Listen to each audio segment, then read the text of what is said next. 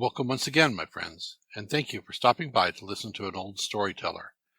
Today we have a Norwegian tale, and the title of this story is The Blue Belt. Once upon a time there was an old beggar woman who had gone out to beg.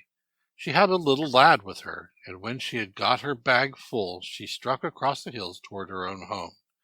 So when they had gone a bit up the hillside, they came upon a little blue belt which lay where two paths met, and the lad asked his mother's leave to pick it up.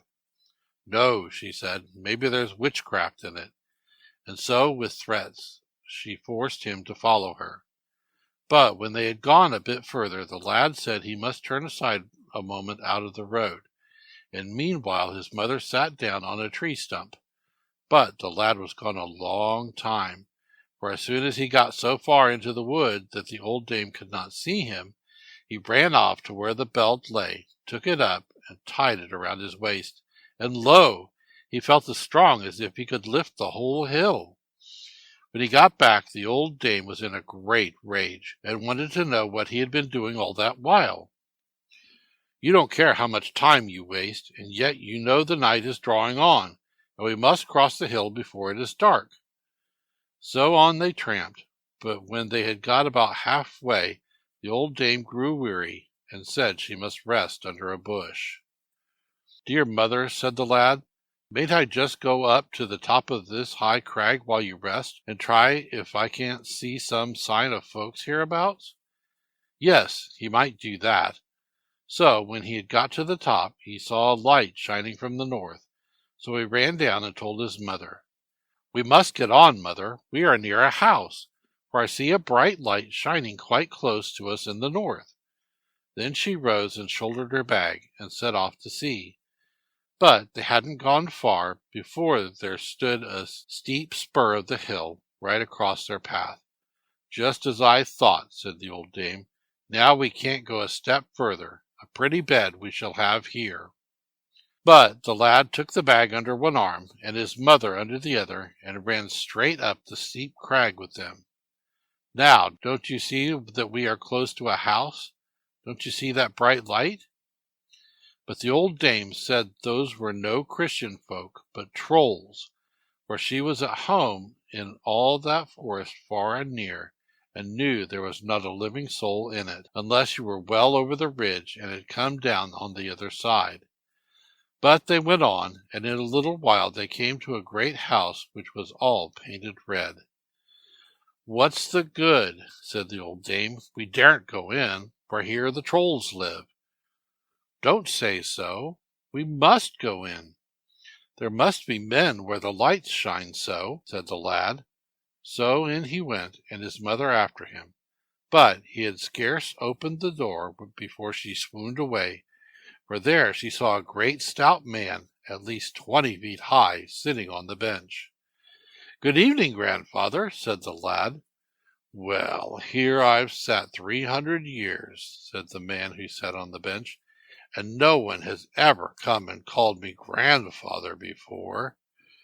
Then the lad sat down by the man's side and began to talk to him as if they had been old friends. But what's come over your mother? Said the man, after they had chatted a while. I think she swooned away. You had better look after her.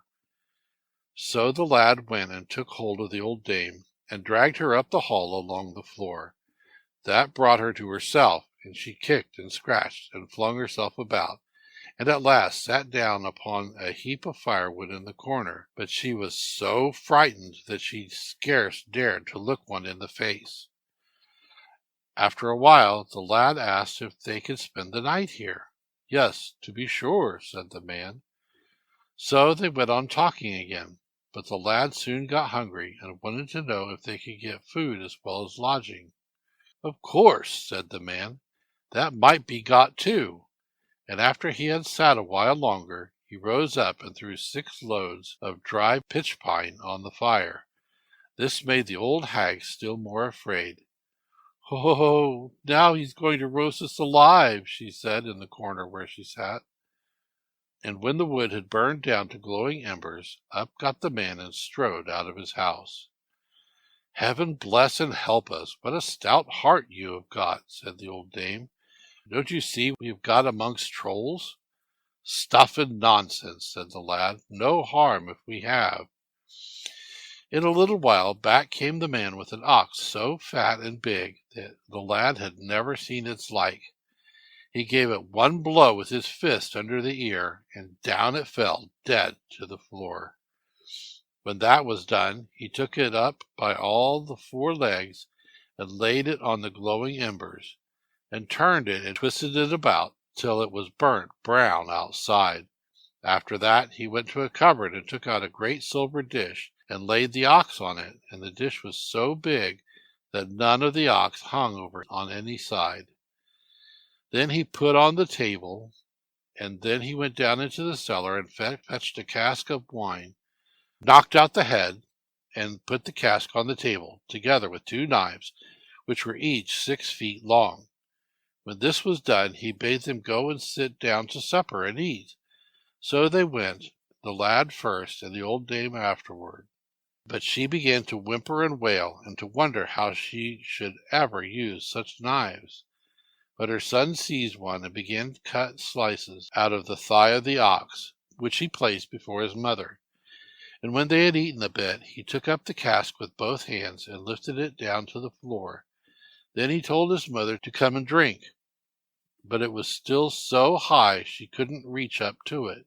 So he caught her up and held her up to the edge of the cask while she drank.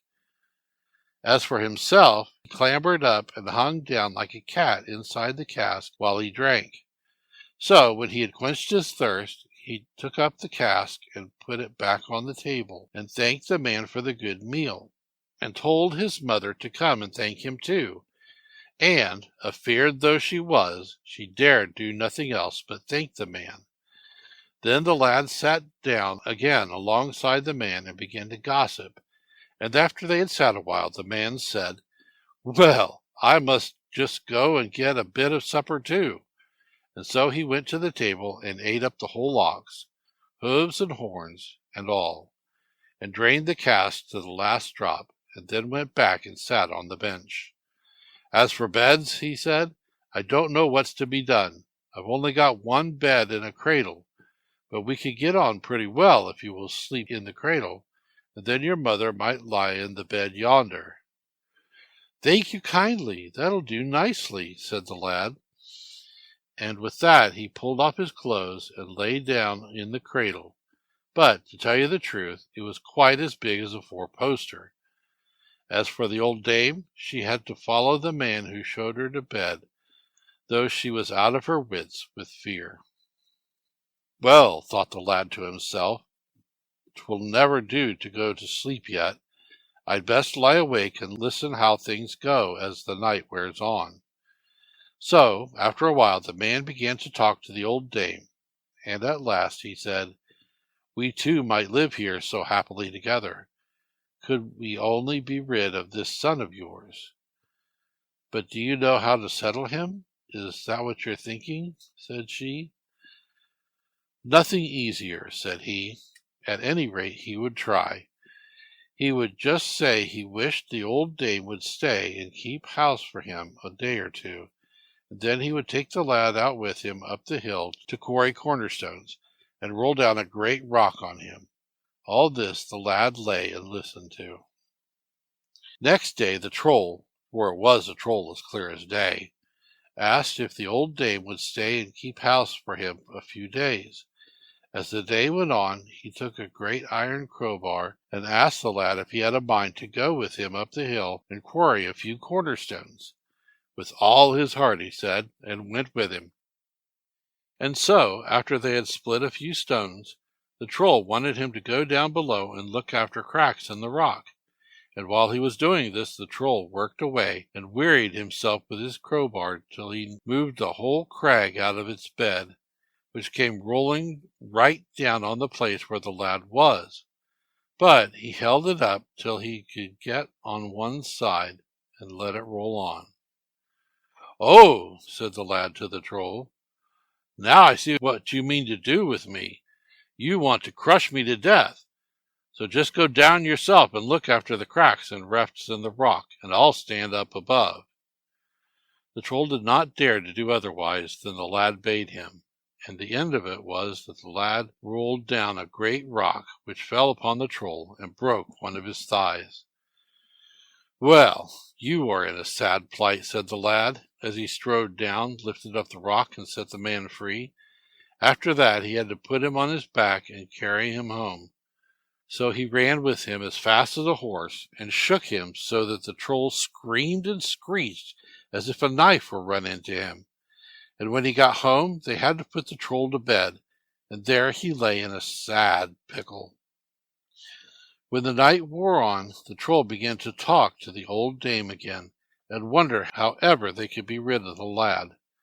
"Well," said the old dame, "if you can't hit on a plan to get rid of him, I'm sure I can't." "Let me see," said the Troll. "I've got 12 lions in a garden. If they could only get hold of the lad, they'd soon tear him to pieces." So the old dame said that it would be easy enough to get him there. She would sham sick and say she felt so poorly nothing would do her any good but lion's milk.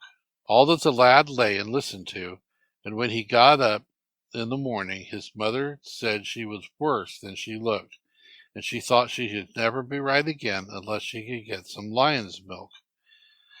"Then I'm afraid you'll be poorly a long time, mother," said the lad, "for I'm sure I don't know where any is to be got." "Oh, if that be all," said the Troll, "there's no lack of lion's milk, if we only had the man to fetch it." And then he went on to say how his brother had a garden with 12 lions in it, and how the lad might have the key if he had a mind to milk the lions. So the lad took the key and a milking pail and strode off. And when he unlocked the gate and got into the garden, there stood all the 12 lions on their hind paws, rampant and roaring at him. But the lad laid hold of the biggest and led him about by the forepaws, and dashed him against stocks and stones till there wasn't a bit of him left but the 2 paws. So when the rest saw that, they were so afraid that they crept up and lay at his feet like so many curs.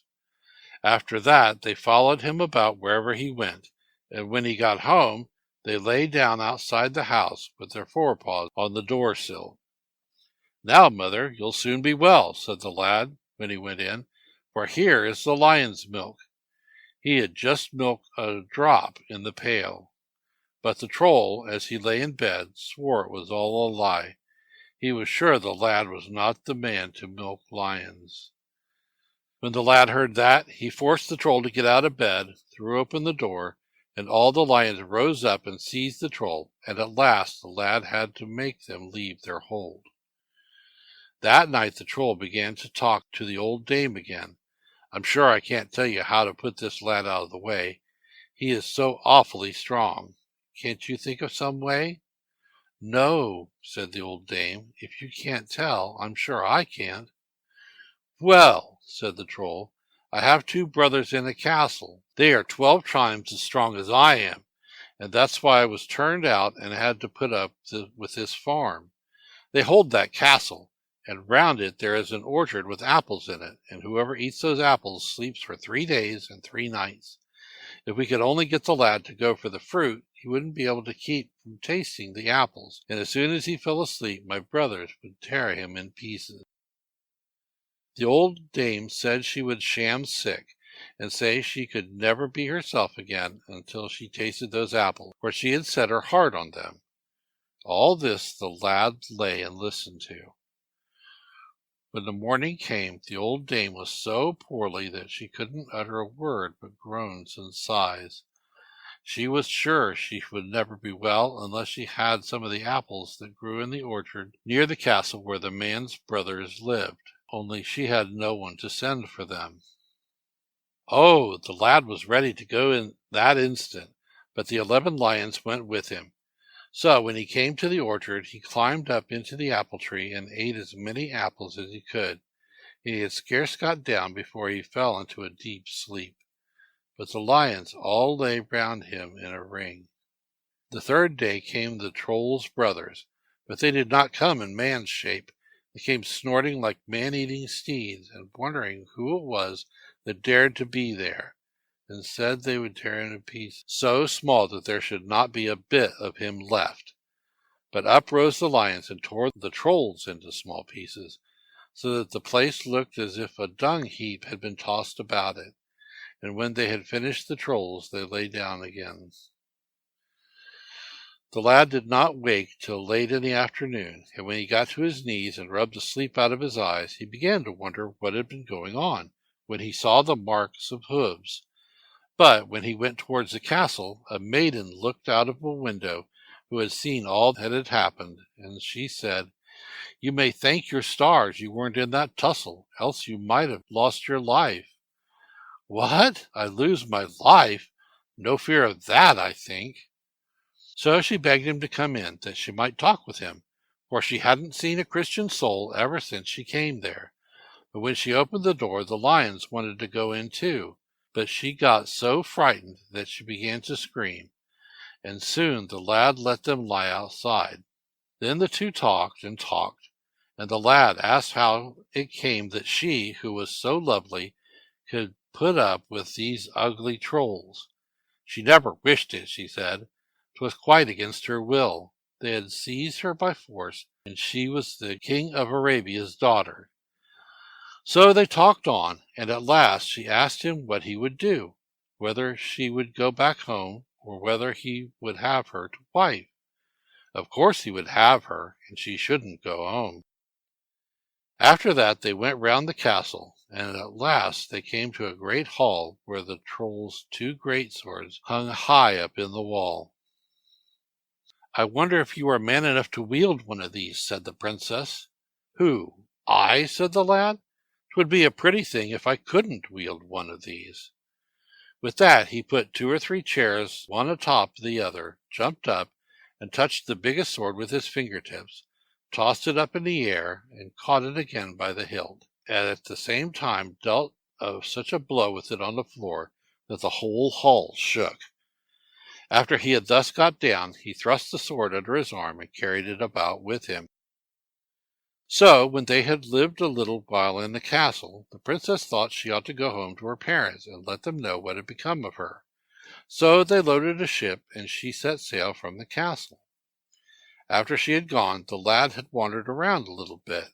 He called to mind that he had been sent out on an errand thither, and had come to fetch something for his mother's health. And though he said to himself, "After the old dame was not so bad, she's all right by this time," still he thought he ought to go and see just how she was. So he went and found both the man and his mother quite fresh and hearty. "What wretches you are to live in this beggarly hut," said the lad. "Come with me up to my castle, and you shall see what a fine fellow I am." Well, they were both ready to go, and on the way his mother talked to him, and asked how it was he had got so strong.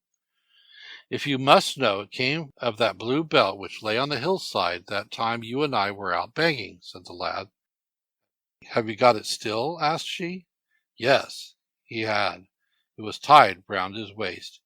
Might she see it? Yes, she might, and with that he pulled open his waistcoat and shirt and showed it to her. Then she seized it with both hands, tore it off, and twisted it round her fist. "Now," she cried, "what shall I do with such a wretch as you? I'll just give you one blow and dash your brains out." "Far too good a death for such a scamp," said the Troll. "No, let's first burn out his eyes, and then turn him adrift in a little boat." So they burned out his eyes and turned him adrift, in spite of his prayers and tears. But as the boat drifted, the lion swam after, and at last they laid hold of it and dragged it ashore on an island, and placed the lad under a fir tree. They caught game for him, and they plucked the birds and made him a bed of down, but he was forced to eat his meat raw, and he was blind.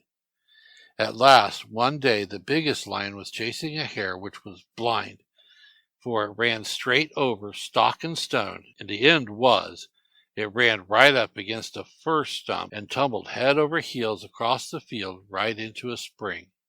But lo, when it came out of the spring, it saw its way quite plain, and so she saved its life. So, thought the lion, and went and dragged the lad to the spring, and dipped him over head and ears in it. So, when he had got his sight again, he went down to the shore and made signs to the lions that they should all lie close together like a raft. Then he stood upon their backs while they swam with him to the mainland. When he had reached the shore, he went up into a birchen copse and made the lions lie quiet. There he stole up to the castle like a thief to see if he couldn't lay hands on his belt. And when he got to the door, he peeped through the keyhole, and there he saw his belt hanging over a door in the kitchen. So he crept softly in across the floor, for there was no one there. But as soon as he got hold of the belt, he began to kick and stamp about as though he were mad. Just then his mother came rushing out. "Dear heart, my darling little boy, do give me the belt again," she said. "Thank you kindly," said he. "Now you shall have the doom you passed on me." And he fulfilled it on the spot. When the old troll heard that, he came in and begged and prayed so prettily that he might not be smitten to death. "Well, you may live," said the lad, "but you shall undergo the same punishment you gave me." So he burned out the troll's eyes and turned him adrift on the sea in a little boat. But he had no lions to follow him. Now, the lad was all alone, and he went about longing and longing for the princess, and at last he could bear it no longer. He must set out to seek her. His heart was so bent on having her. So he loaded 4 ships and set sail for Arabia. For some time they had fair wind and fine weather, but after that they lay wind-bound under a rocky island. So the sailors went ashore and strolled about to spend the time, and there they found a huge egg, almost as big as a little house. So they began to knock it about with large stones, but after all they couldn't crack the shell. Then the lad came up with his sword to see what all the noise was about, and when he saw the egg, he thought it a trifle to crack it. So he gave it one blow, and the egg split, and out came a chicken as big as an elephant. "Now we have done wrong," said the lad. "This can cost us all our lives." And then he asked his sailors if they were men enough to sail to Arabia in 24 hours if they got a fine breeze. Yes, they were good to do that, they said. So they set sail with a fine breeze, and got to Arabia in 23 hours. As soon as they landed, the lad ordered all the sailors to go and bury themselves up to the eyes in a sandhill, so that they could barely see the ships. The lad and the captains climbed a high crag and sate down under a fir. In a little while came a great flying bird with an island in its claws, and let it fall down on the fleet, and sunk every ship.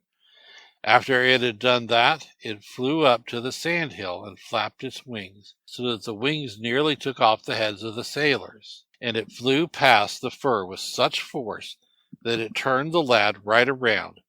But he was ready with his sword, and gave the bird one blow, and brought it down dead. After that he went to the town, where everyone was glad because the king had got his daughter back.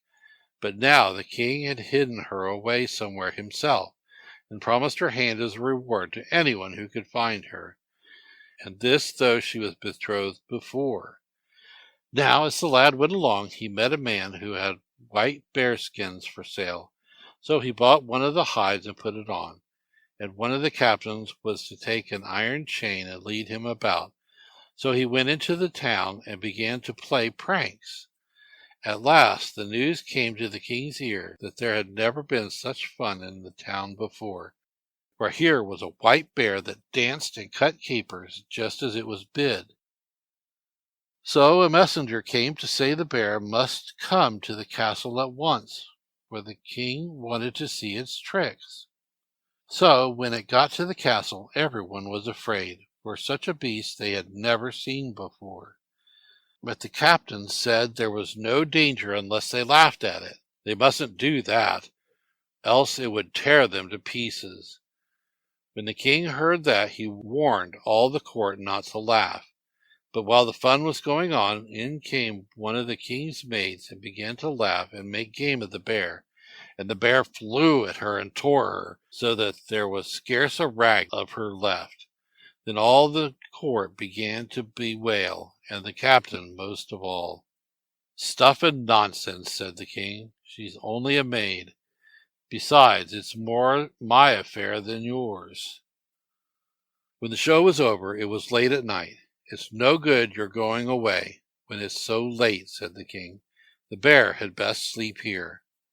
"Perhaps it might sleep in the ingle by the kitchen fire," said the captain. "Nay," said the king, "it shall sleep up here. It shall have pillows and cushions to sleep on."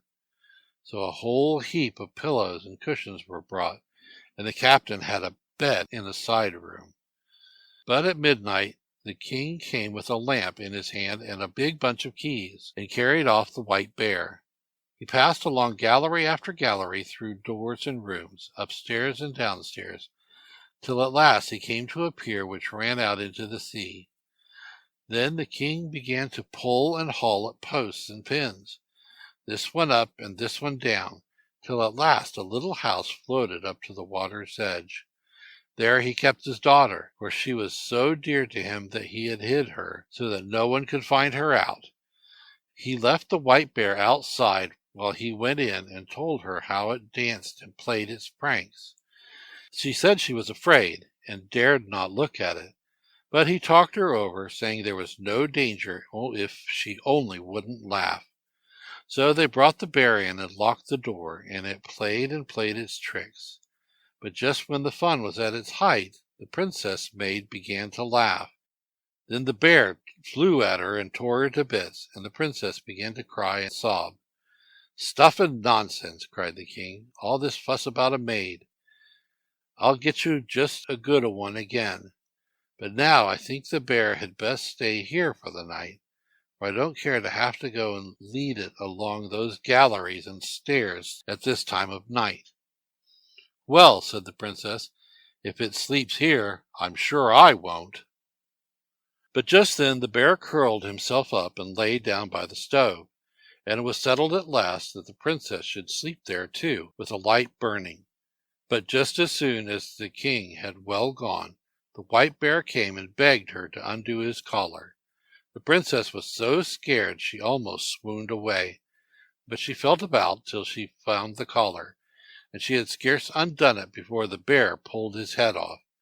Then she knew him again, and was so glad there was no end of her joy, and she wanted to tell her father at once that her deliverer was come. But the lad would not hear of it. He would urge her once more, he said. So in the morning, when they heard the king rattling at the posts outside, the lad drew on the hide and lay down by the stove. "Well, has it lain still?" the king asked. "I should think so," said the princess. "It hasn't so much as turned or stretched itself once." When they got up to the castle again, the king took the bear and led it away, and then the lad threw off the hide and went to a tailor and ordered clothes fit for a prince. And when they were fitted on, he went to the king and said he wanted to find the princess. "You're not the first who has wished the same thing," said the king, "but they have all lost their lives. For if anyone who tries couldn't find her in 24 hours, his life is forfeit." Yes, the lad knew all that. Still he wished to try, and if he couldn't find her, 'twas his lookout. Now, in the castle there was a band that played sweet tunes, and there were fair maids to dance with, so the lad danced away. When 12 hours were gone, the king said, "I pity you with all my heart. You're so poor a hand at seeking, you will surely lose your life." "Stuff!" said the lad. "While there's life, there's hope. So long as there's breath in the body, there's no fear. We have lots of time." So he went on dancing till there was only 1 hour left. Then he said he would begin the search. "It's no use now," said the king. "Time's up." "Light your lamp. Out with your big bunch of keys," said the lad, "and follow me whither I wish to go. There is still a whole hour left." So the lad went the same way which the king had led him the night before, and he bade the king unlock door after door till they came down to the pier which ran out into the sea. "It's all no use, I tell you," said the king. "Time's up, and this will only lead you right out into the sea."